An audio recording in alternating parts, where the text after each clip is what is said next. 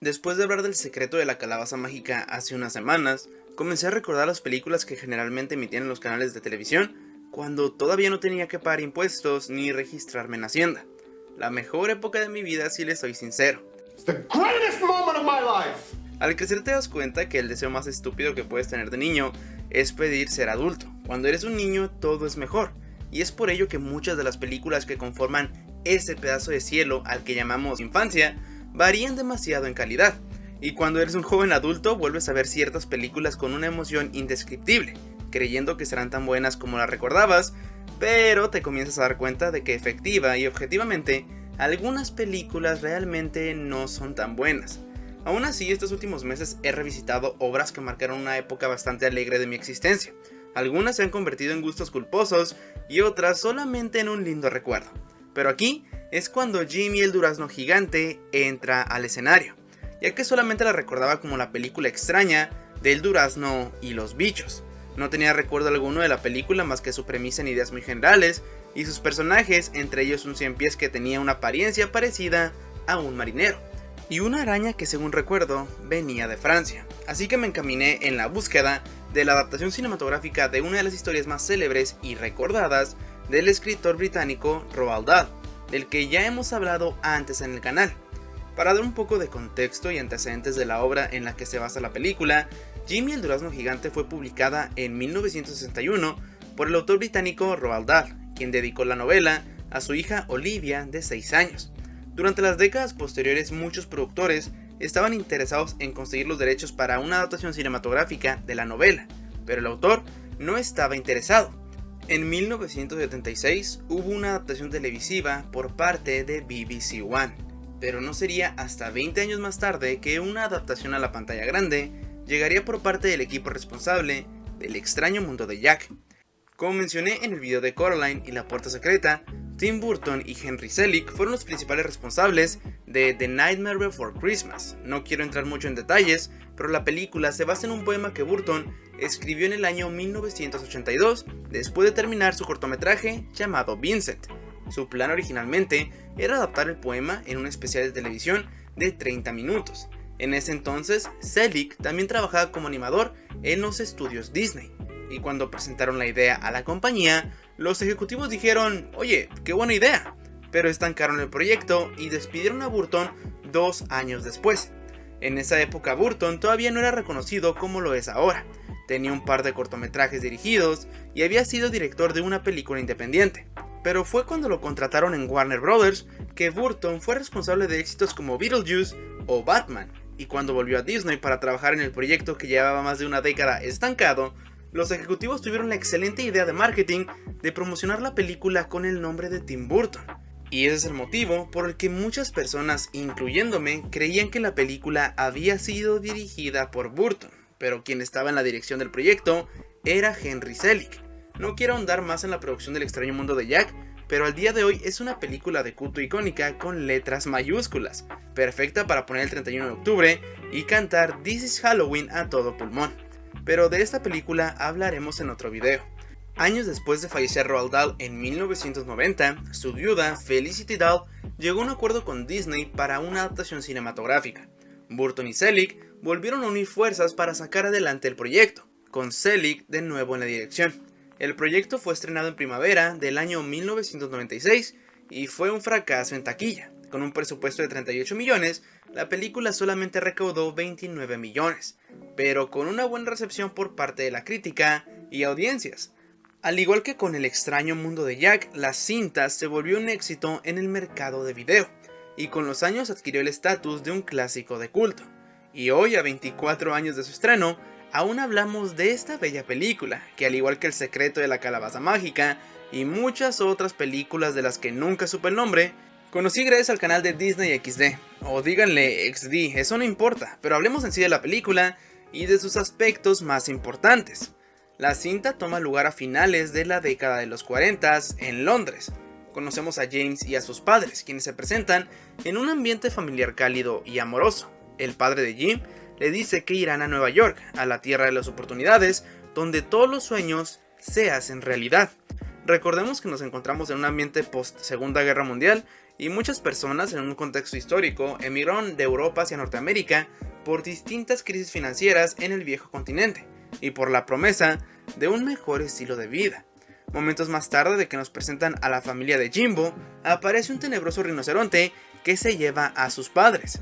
Este entonces es enviado a vivir con sus tías Spiker y Sponge, quienes son una total pesadilla para él. Lo toman por su esclavo personal, lo insultan, lo menosprecian y por si fuera poco ni siquiera lo alimentan correctamente. Por lo que, harto del suplicio diario de estar con esas brujas, a Jim solo le queda aferrarse al sueño de su padre, ir a Nueva York y visitar el Empire State, el edificio más grande del mundo. Una noche James se encuentra con una pequeña araña en una ventana de la casa. Le dice que huya, pero a la mañana siguiente se arma un escándalo por la pequeña arácnida. Así que Jim la toma y la lleva fuera de la colina, donde se encuentra con un enigmático personaje, que será clave para el desarrollo del argumento. Nunca conocemos mucho de este sujeto, pero él es quien le da a James las mágicas lenguas de cocodrilo.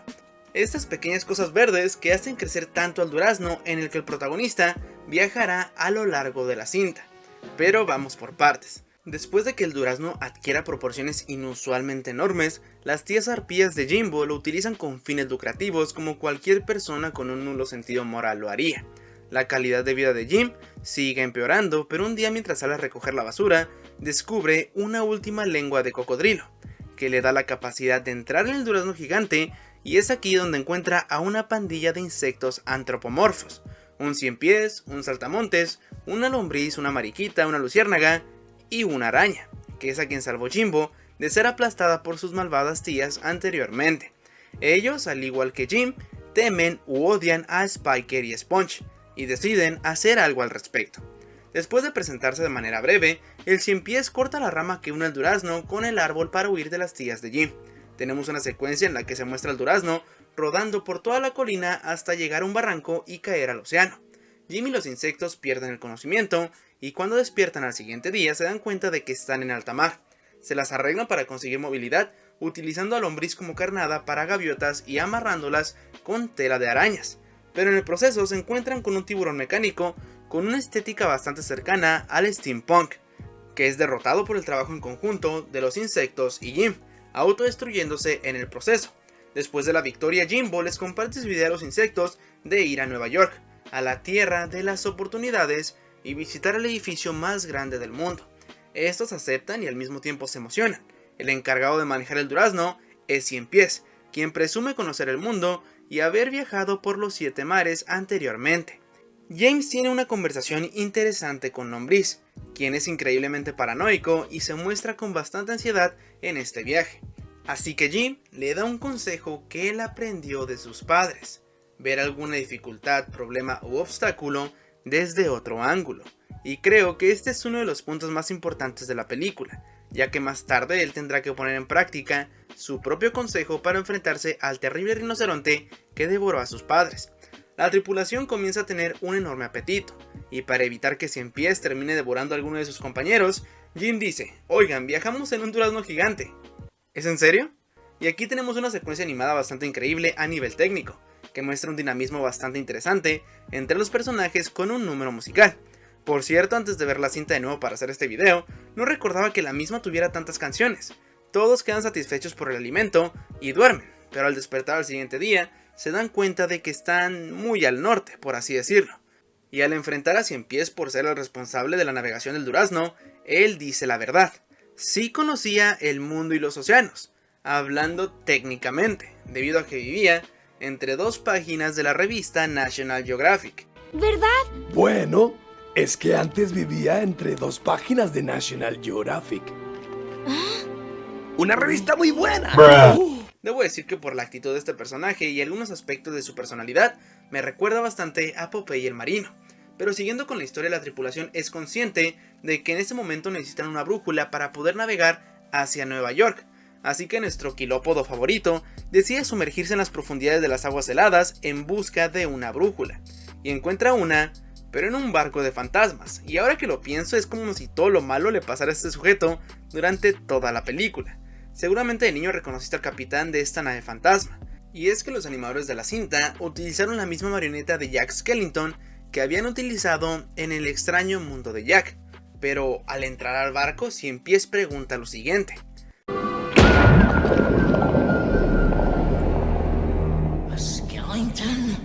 ¿será esto una señal de que aquí tenemos un episodio crossover, como diría Mr. Peanut Butter? What is this? A crossover episode? Seguramente Jack se volvió a aburrir de Halloween. Jimbo y la araña bajan a ayudar a Cien Pies y terminan en una pelea contra los piratas. Y pregunta importante, ¿saben por qué los esqueletos no tocan música en la iglesia? ¡Porque no tienen órganos! Después de conseguir la brújula y vencer a los piratas fantasmas, la tripulación se pone en marcha rumbo a Nueva York, y esta vez sí saben lo que están haciendo. Y es en estas pequeñas escenas donde se muestra la relación entre personajes, cómo pasan de la apatía hacia la amistad, y vamos conociendo pequeños detalles de cada uno. Por ejemplo, James descubre que Saltamontes toca el violín y es un maestro en ello. De cierta manera, los insectos se convierten en una nueva familia para James, que le muestra afecto, amor y, más importante aún, la aceptación que tanto necesita. Finalmente están sobre Nueva York. Lo han logrado. Han viajado a través del cielo, han surcado entre las nubes miles de millas rumbo a la tierra donde los sueños se hacen realidad. Pero antes de poder descender, el rinoceronte vuelve por Jim, quien no se dejará devorar esta vez. Lombriz le repite lo que él le había dicho anteriormente: el ver las adversidades desde otro ángulo, el saber que los problemas no dejan de estar allí, pero que depende de nosotros cómo manejamos la situación. Jim decide dejar de tener miedo. Él no dejará que el rinoceronte devore a sus amigos como lo hicieron con sus padres, así que lo enfrenta. Pero eso no quiere decir que realmente deje de tener miedo, y es algo que tenemos que aprender como seres humanos.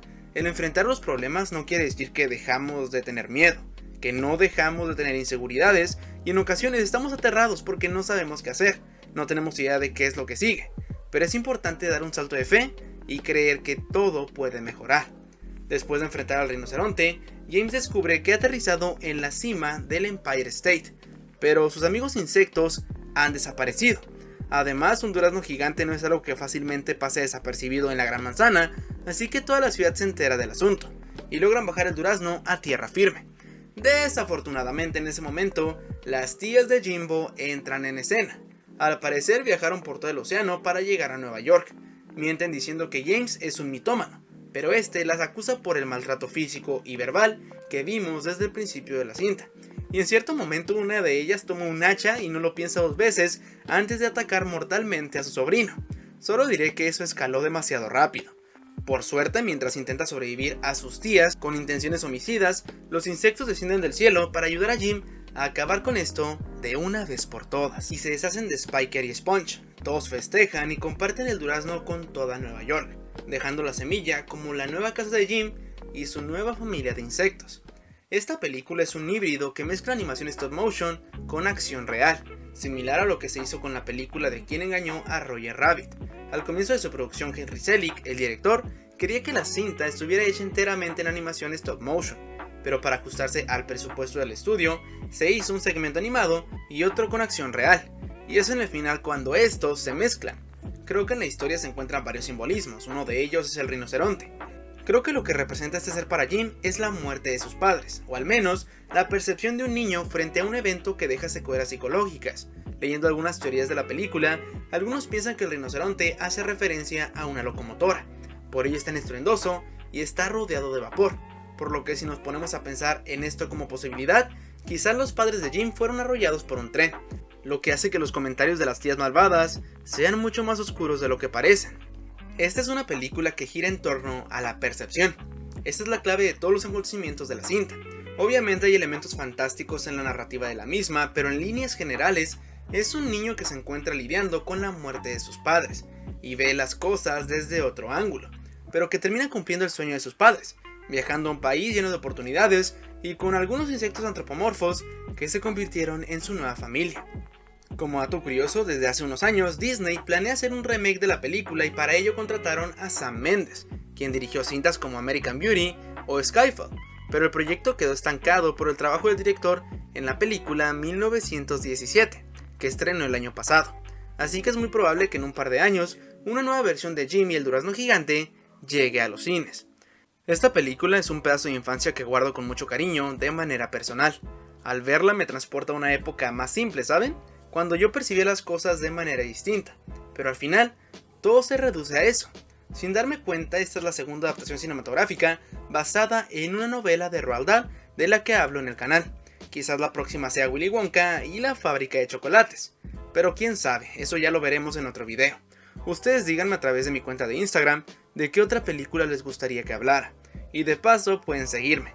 Les dejo mis otras redes sociales en la descripción de este video. Espero les haya gustado el mismo y si les gusta el contenido los invito a suscribirse al canal para ver nuevos videos cada semana. Muchas gracias a los Patreons por apoyar al canal y a los que comparten y recomiendan el contenido. Yo me despido, mi nombre es Isbia Onira y nos vemos en el próximo video.